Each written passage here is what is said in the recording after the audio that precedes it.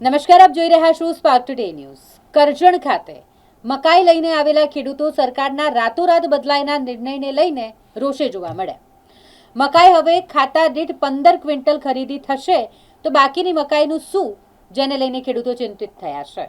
સરકાર આ નિર્ણયને બદલે અને પહેલાની જાહેરાત મુજબ ખરીદી ચાલુ રાખે એવી ખેડૂતોએ માંગ કરી છે। અને આ બાબતે ખરીદી કેન્દ્રના અધિકારી અર્પિત પટેલને પૂછતા તેમણે જણાવ્યું કે અમને ખાતા દીઠ 15 ક્વિન્ટલ ખરીદવાનો પત્ર મળ્યો છે અને એ મુજબ જ ખરીદી કરવામાં આવશે। અહીં ખાસ કરીને વાત કરીએ તો ગુજરાતભરમાં મકાઈની ખરીદી માટે સરકાર દ્વારા પ્રતિ ક્વિન્ટલ 2400ના એમએસપી ભાવ મુજબ હેક્ટર દીઠ 28 ક્વિન્ટલ મકાઈ ખરીદીની જાહેરાત કરવામાં આવી હતી। માંડ મકાઈ ખરીદીની શરૂઆત થઈ।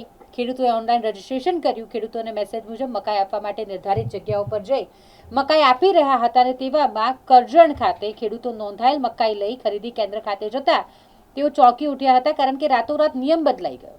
સરકારે રાતોરાત મકાઈ ખરીદીના નિયમમાં ફેરફાર કર્યો અને ખાતા દીઠ 15 ક્વિન્ટલ ખરીદીનો પરિપત્ર જાહેર કર્યો, જેના કારણે ખેડૂતો રોષે ભરાયા છે। સમસ્યાની અંદર અત્યારે એવું છે કે ખેડૂતના માટે બહુ મોટી પરિસ્થિતિ આવીને ઊભી રહી છે। ખેડૂત સરકારે જાહેર કરેલું છે કે આટલા ખાતા દીઠ 27 ક્વિન્ટલ કે 28 ક્વિન્ટલ મકાઈ લેવાનું કીધું છે। અત્યારે પરિપત્રથી તેનો કે ખાતા દીઠ ખાલી 15 ક્વિન્ટલ મકાઈ લેવામાં આવશે, તો અત્યારે બાકીની જે મકાઈ છે એનો અમારે નિકાલ શું કરવો? મોટી પરિસ્થિતિ આ છે। સરકાર અત્યારે ઊંઘી રહી છે, અમારે બીજાની કને હાથ લોંબા કરવા પડે છે।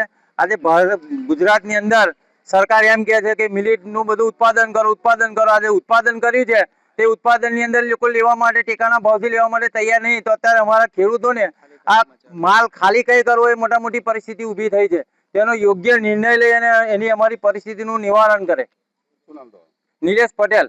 આજ રોજ આ મકાઈ લઈને અમે કરજણ સેન્ટર પર આવ્યા છે। એ લોકોનો પરમ દિવસે મેસેજ આવ્યો કે તમે મકાઈ લઈને 3જી તારીખે 11 વાગે આવી જજો।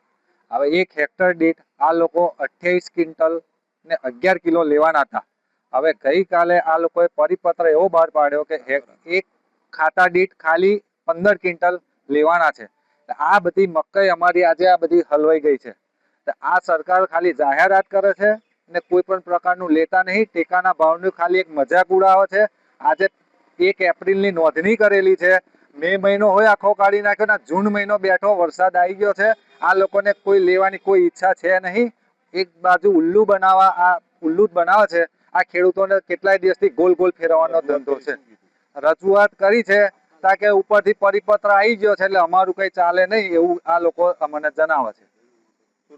મારું નામ પટેલ જિગ્નેશભાઈ ભૂપેશભાઈ, હું હાંડોદનો ખેડૂત છે।